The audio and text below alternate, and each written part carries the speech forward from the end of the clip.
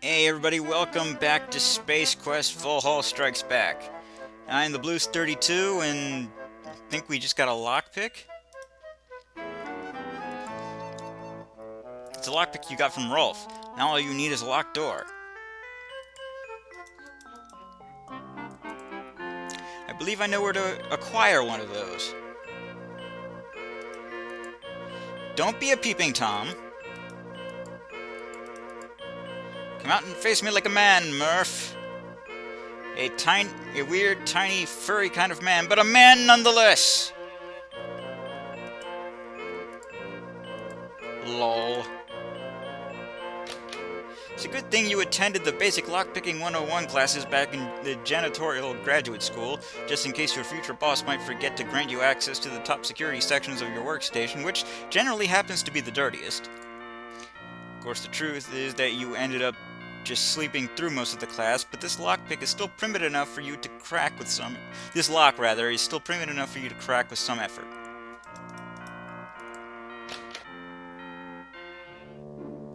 You walk into Murph's house and are suddenly hit by the smell of metal.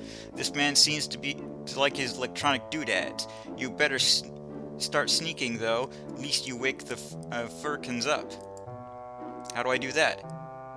Oh, I guess your sneak skill is at 0, as adept as a common goon. Guess we'll have to hope he's a heavy sleeper.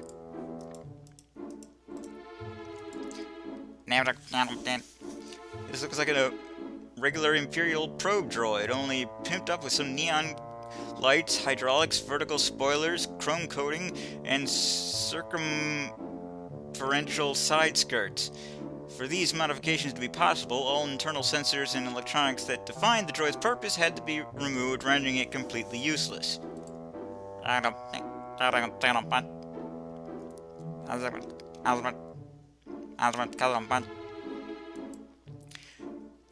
The posters all feature Fechem, the #1 caveball player of all time.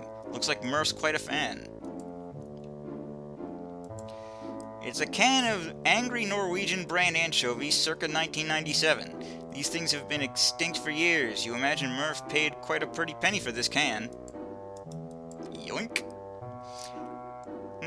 These seem pretty out there. In fact, they look very takeable without any possible repercussions. Heck, why not? I have a feeling I'm going to regret doing that. It's a kryptonite-based space heater, providing the necessary heat to counter the effects of the air conditioner. This looks like an air conditioning unit, cooling down the heat generated by the kryptonite heater. Wow, it's been signed by Gary Patrick from the band Limousine! There's no time to rock out right now. Maybe later. That's not what they meant by playing a few licks. Bitchin'. This is not the droid you are looking for. The droid you're looking for is smaller, has lots of cool apps, and can store up to 1,400 songs.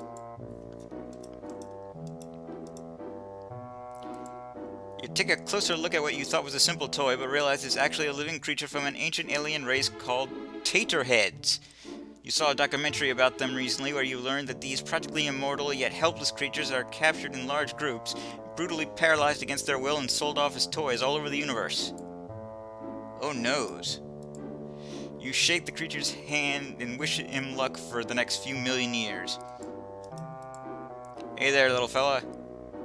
The Taterhead has been paralyzed and cannot talk back to you. Deep down, however, his eyes express millions of years of excruciating boredom and unalleviated itches. That sucks, man. It appears to be a roll of toilet paper with Chuck Norris's facts written on it. You rip off a piece of toilet paper. It reads, "The first solar eclipse took place after Chuck Norris challenged the sun to a staring contest. Chuck Norris always wins." You rip off a piece of the paper and read, "Chuck Norris counted to infinity, twice." You rip off a piece of the toilet paper. It reads, "Chuck Norris can divide by 0. You rip off a piece of the toilet paper. It reads, "Chuck Norris refers to himself in the 4th person. Superman owns a pair of Chuck Norris pajamas.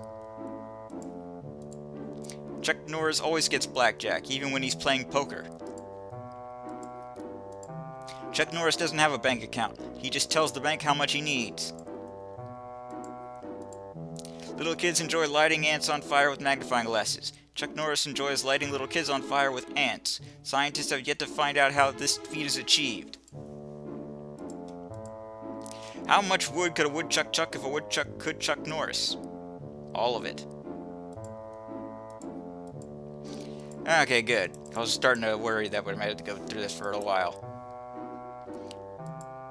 This is the Dandy Recipe Beamer, a miracle of modern technology. Bored of the same old thing, yet can't be bothered to find a shop? Just type in your ingredients into the beamer and it will connect to the Dandy Recipe supercomputer and instantly beam the perfect recipe to you. You have to wonder how he managed to get a hold of one of these. They aren't supposed to be sold yet. You type in the name of every item in your inventory, curious to know what kind of meal you can make with them. Moments later, a printout pops out. Grey Poupon? Interesting. No, Roger, the Dandy Recipe Beamer is meant for beaming recipes, not food. It's a Flingstall's P880 Eternal Fusion Battery, the longest lasting of all regular household energy sources. It is said to last 1.026 expansion and contraction cycles of the entire universe. That's 0.004 more than the next leading brand. Of course, on Murph's shelf, it just sits without use. The battery is too heavy for you to carry around. You put your tongue between the two poles of the battery. It tickles.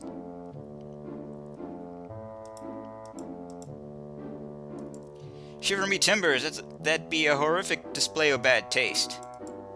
Better leave it, that blade looks pretty dull, but knowing you could still wind up bleeding to death. You reach out and grab the flashlight.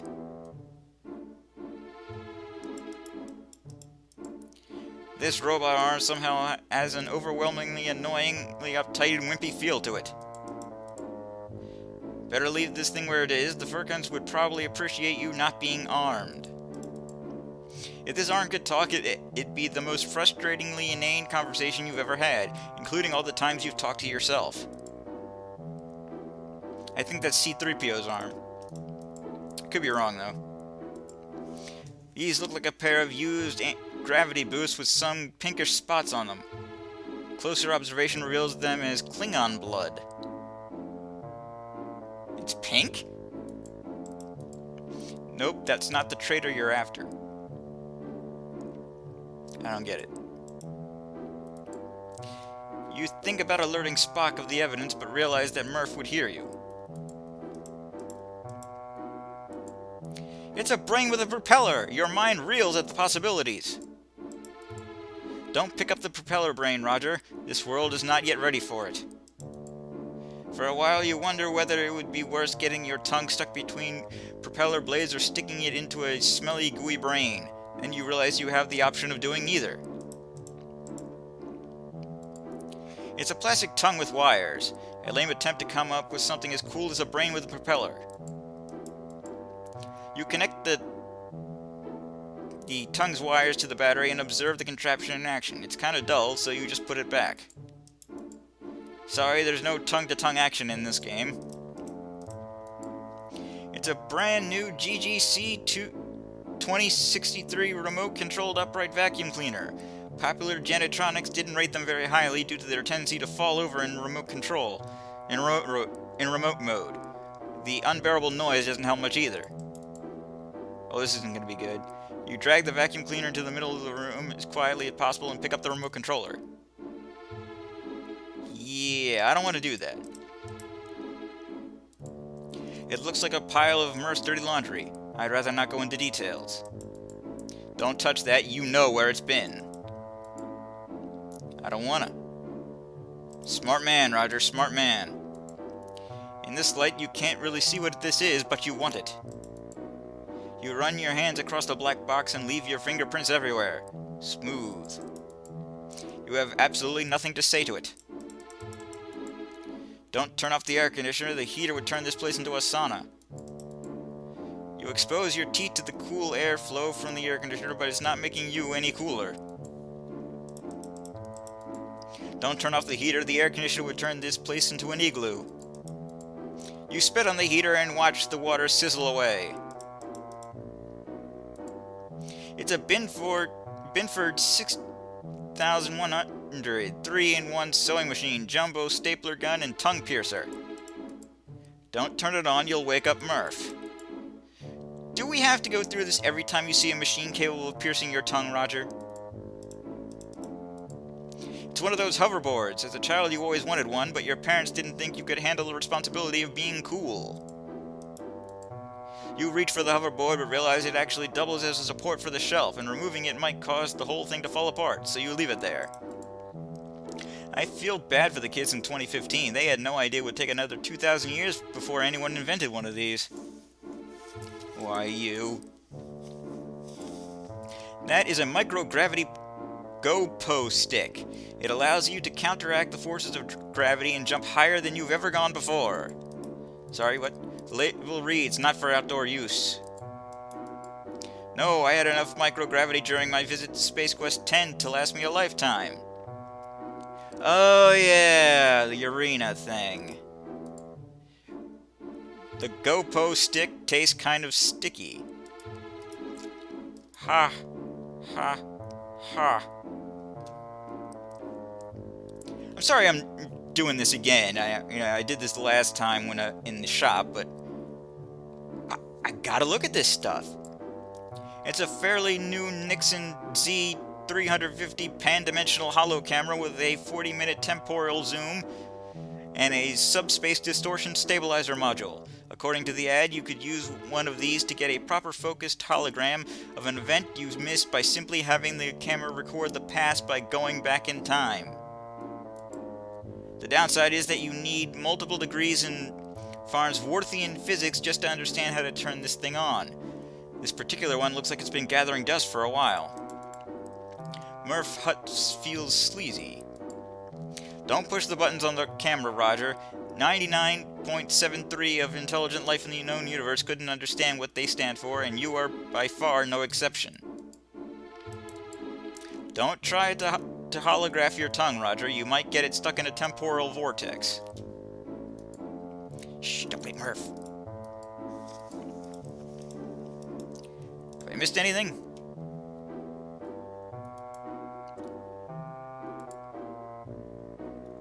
I don't see Murph anywhere. Murph is sleeping over there. I'd rather not get too close.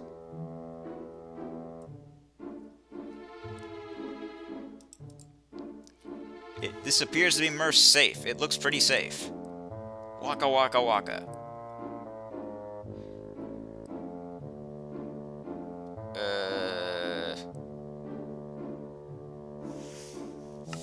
Feckham? I suppose that's a little too obvious. Murph. Trying that one seems like a stroke of genius, but alas, Murph is ahead of you.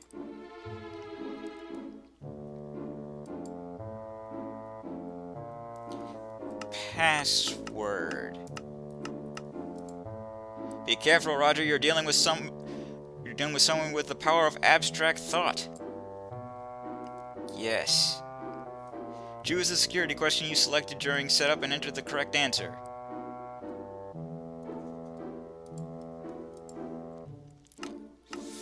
Feckham. And that's a bingo. Choose a new password. Password. The password has now been reset. Password. Uh-oh, Roger. The safe was rigged with an alarm. This doesn't look good. You don't have time to dig through the safe. Murph is coming.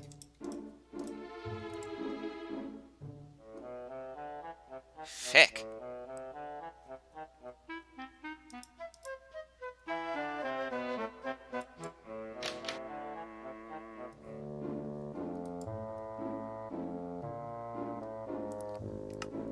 Password. Password.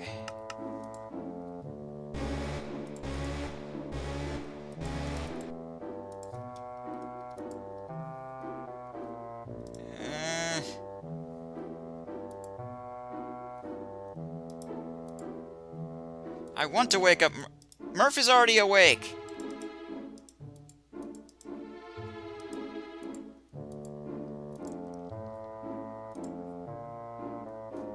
It stopped.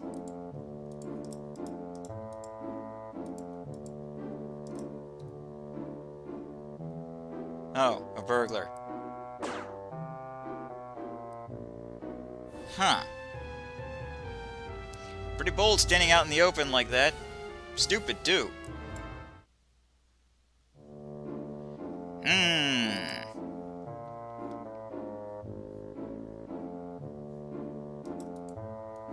You tear down one of the posters and lay it on the ground, rubbing your feet on it for a while whilst performing some awkward dance moves, building up some static electricity, and tap the safe with your finger. Nothing happens, so you return the poster to the wall exactly as it was.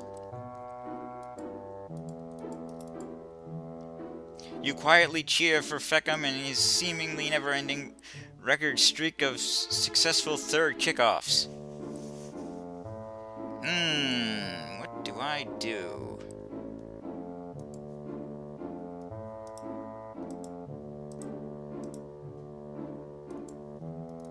Put the bucket on my head? Sticking this on your head might be good for a laugh, but you're afraid you won't be able to get it off afterwards.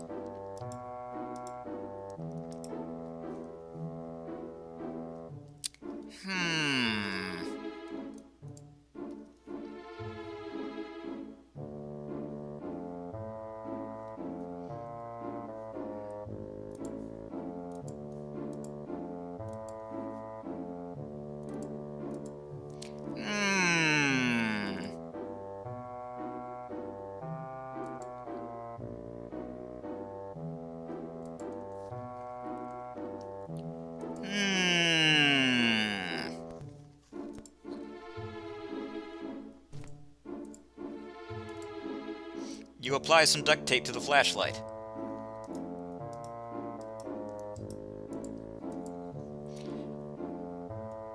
You shine some light on the subject in question and learn nothing. You tape the flashlight on the vacuum cleaner and turn it on. The flashlight, not the cleaner, that is.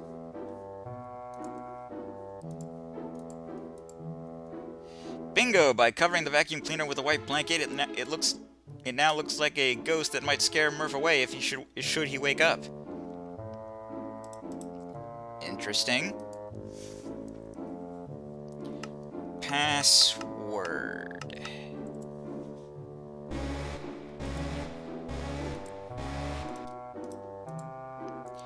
What do you mean too early to turn it on?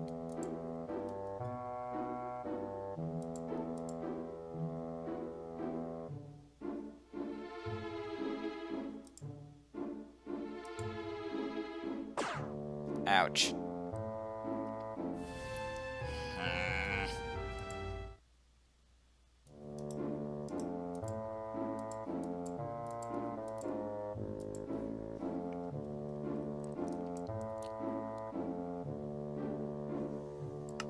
Password.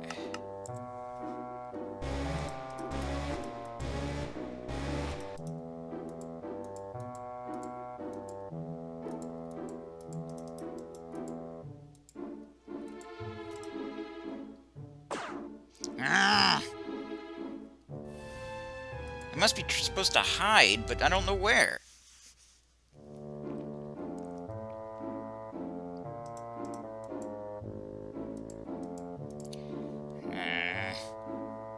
X-ray glasses. It's a pair of X-ray glasses. Coolness. No, I'm never touching X-ray glasses again, especially after I mixed up my old pair with my sunglasses at Grandma's 80th birthday. You link the glasses and sustaining quite an amount of radiation in the process. Nice job. Ooh, my tongue glows. Huh.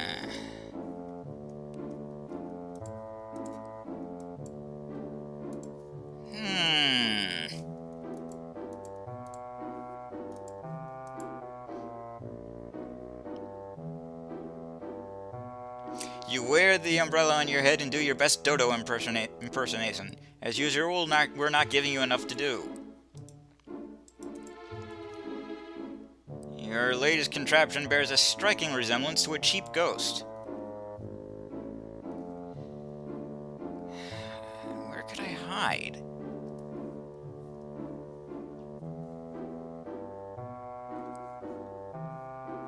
It's not exactly being helpful.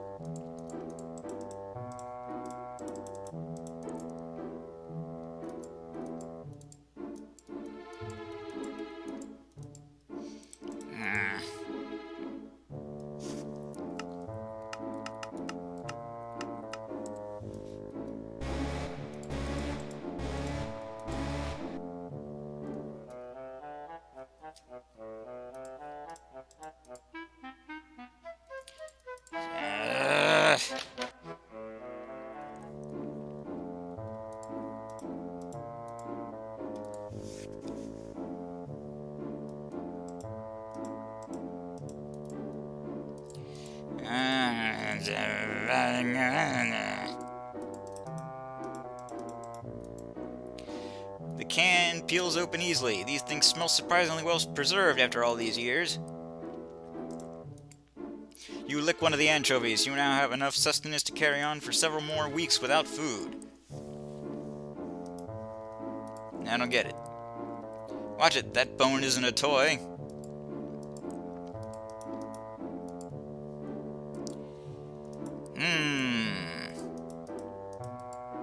They feel squishy. This is really annoying.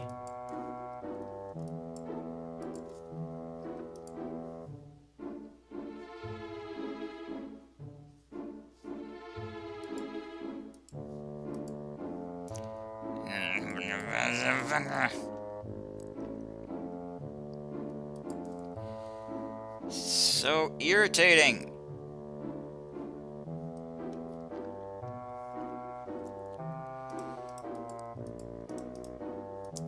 Just find a place that I could even... Ooh. It's dark over there. I believe I may be onto something.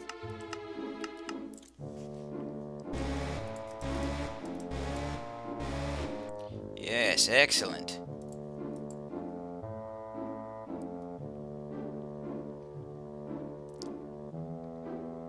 Hey, anybody there?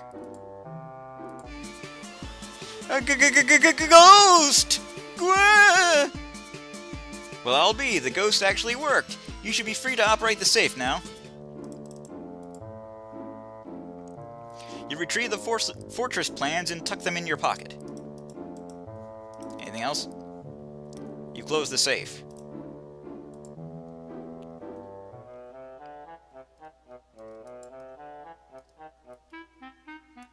Well, I'm kind of surprised that worked out.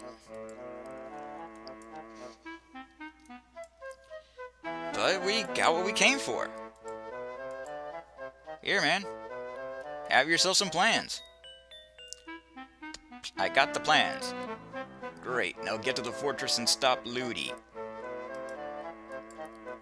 How do I do this? What? It just goes right back here.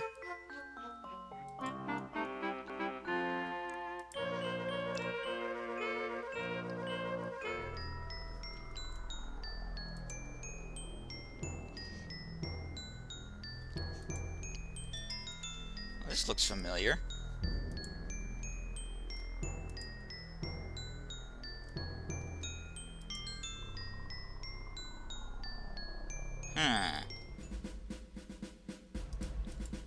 That's an electric fence, believe it or not. There's some wiring on top of it. The camp is full of big green tents, all of which are probably full of ape men.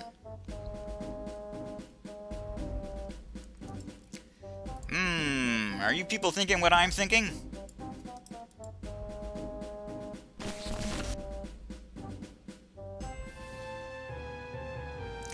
Clever idea there, testing the wires to see if they were fake. Well, they weren't.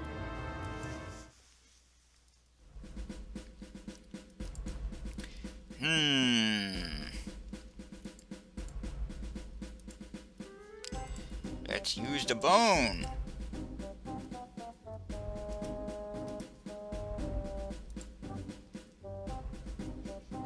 Well, I don't think I have anything rubberish on me.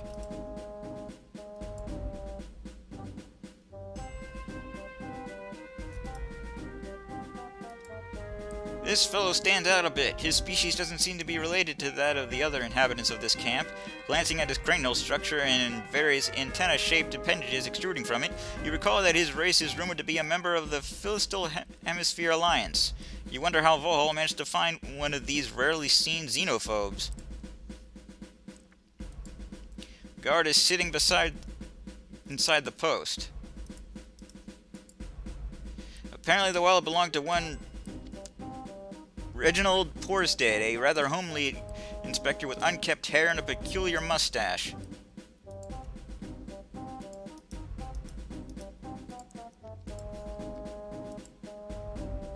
You attach the fake mustache to your face.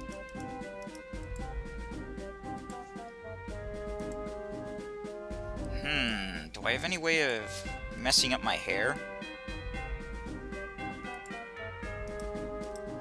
Oh well. Let's try it without it.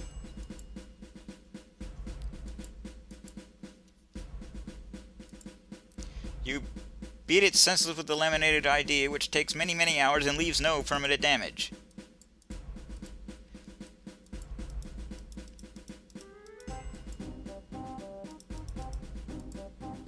Hey there. Hey, say, you look kind of familiar. I do? Wait, well, no. I was thinking of someone who doesn't have a mustache. So what do you want? I was wondering if I could take a look inside. Do you have an ID? Of course I do. Here you go. Oh, you're a health inspector. Indeed, Volhol sent me to make sure this camp is up to code. Well, in that case, where's your clipboard? My clipboard? Yes, every health inspector has a clipboard. Are you sure? Heck yeah, we're not falling for that one again. A couple of weeks ago, a guy claiming to be a floor inspector came by and turned out to be an undercover pirate. And he didn't have a clipboard? He said his parrot was taking notes, and that pretty much clued us in. In that case, here's my clipboard. See, could you wait here a moment, please? Sure. Ned, get over here!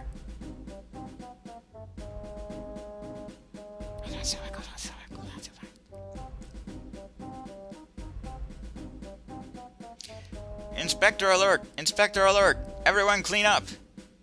Did you just tell him to get the camp cleaned up before the inspection? No. But I could swear he... Would you care for a cup of tea? What? Tea? No, I'd just like to...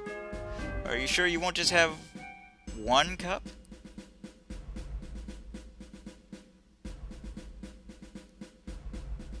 Did that tea just eat right through the spoon? What spoon? There is no spoon. Yes, there was, and the tea just melted it. Are you sure? Perhaps it was you who melted it. You who is melted, exactly. Anyway, getting back to the point. So you don't want the tea.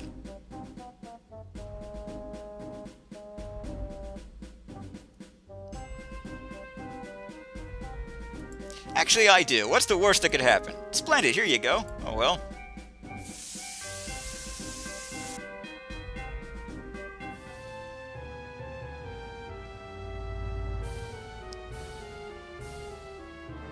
Outsmarted by a monkey again, Roger? I had to do it. I'm pretty sure I'm going to need that for something, but I don't know what. And that can wait until... Stop it, music!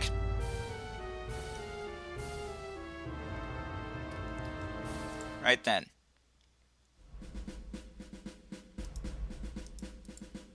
Try talking to him first.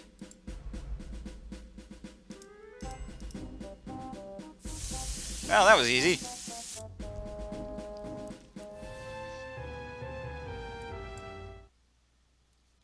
Well, whatever. Let's just save our game. And I think we'll stop the video here for now. We're very, very close to getting inside Volhol's fortress. Though I still didn't do anything with the sputer. That's kind of odd. Regardless, I am the Blues 32. This is Space Quest Volhall Strikes Back. TTFN. Ta-ta for now. Look at the monkey. Look at the silly monkey.